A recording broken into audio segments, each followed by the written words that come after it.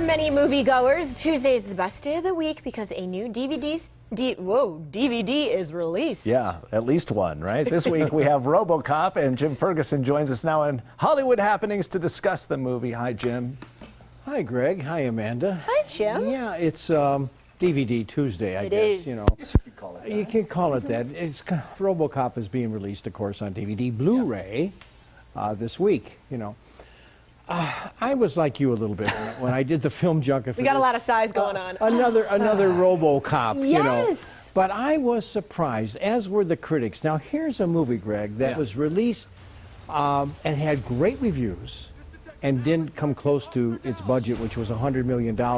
It made close to 60. Okay. So it was way under. Oh, you wow. know. But it had good reviews. We were surprised, the critics, because this RoboCop does a great backstory.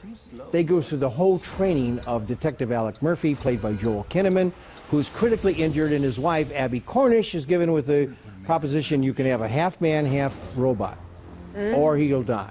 Okay, so she decides to let him live, and then he goes through this training to become RoboCop, which was wonderful, and the story was good. I liked it, but the audience didn't, I guess. Just wasn't there. No. It wasn't there. Maybe we're just over RoboCop. It could be, even though they got Mr. Mom in the movie. Yeah, and they didn't say RoboCop 2, it was just RoboCop, you know. And Joel Kinnaman, of course, plays RoboCop. He's from Sweden. Do you remember The Killings or The Safe House? Yes. Not a bad actor, good guy from Sweden. And I talked to Joel about RoboCop. Let's check it out. Your relationship with Dr. Dennett Norton, played by Gary Oldman, interesting and somewhat complicated. Would you agree, Joel? Oh, very much so. It sort of transitions from almost as a Dr. Frankenstein and his monster, and then it becomes almost a father-son relationship, and he's it feels like at first he's almost a reluctant villain that then actually turns into a good guy that rises up to his moral standard that he has that he's gone by. And yeah, and I mean, for me, that was maybe the biggest treat of being able to do this movie, was to get to play opposite Gary Oldman. Gary Oldman. Comment on one of the things I have just admitted that I really liked about the movie that made it very realistic to me and captured me tremendously was the training that Alex Murphy as RoboCop had to go through. Yeah, I think it grounds the whole process, and it makes it even more realistic. I think that they have this testing process, and you get to follow the psychology of Alex Murphy while they're testing him, and at the same time you're finding out that all the reasons that they wanted to put a man inside the machine, that his empathy, his emotional intelligence is actually what is making him less effective. And that says something. You know, and truthfully, RoboCop might not be far off. I mean, the way technology is going, you never know. And it might almost be necessary, right? With the way crime is in some of our neighborhoods. With the drones and everything that we have. You know? And you saw that model spinning, you know. The creator for that was Dr. Norton, played by one of our favorites, Gary Oldman. Oh, he is unbelievable. And he says, I think in the interview, that his character is Dr. Frankenstein. To bring this, he's the creator of RoboCop. You know, it's just too bad. I hope a lot of people do get the DVD because it's worth it. It's really worth it. And this young man, Joel Kinnaman, does a wonderful job, and I'd like to see them do another one.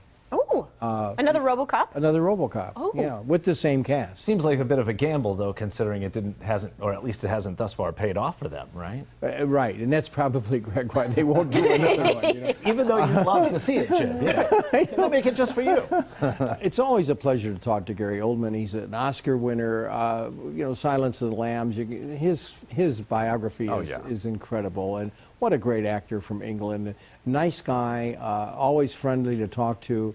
And he got I think, a giggle, as he put it, out of playing Dr. Norton Frankenstein. Here's the great Gary Oldman. I did the junket for the original RoboCop back in the 1980s. Wow. And in that time, it was named a science fiction future movie. But this one, this RoboCop, where you play Dr.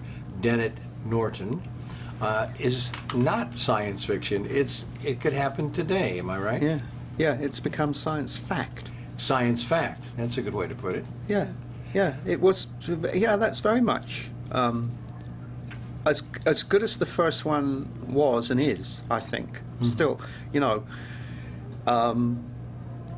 there were great ideas in it, which I think Jose. He didn't so much want to remake it as rework it a little. Rework it, right? And bring it up, bring it current and up to date, and they do that. yeah, and a great.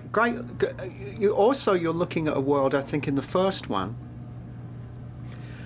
that technology seemed so far away or impossible, and it was fantastical. And we are in a world where we are working with simulators and things that are like video games, and it's all touch screen, and I mean that's the world we live in. He's That's the world we live in. Isn't he fantastic? Yeah. Friday we have the Lego Movie. Chris Pratt plays Emmett. Did you see that film? He's the No, main but you apparently Lego did. guy. Yeah. And Elizabeth Banks, a wonderful actress. She's dating Batman.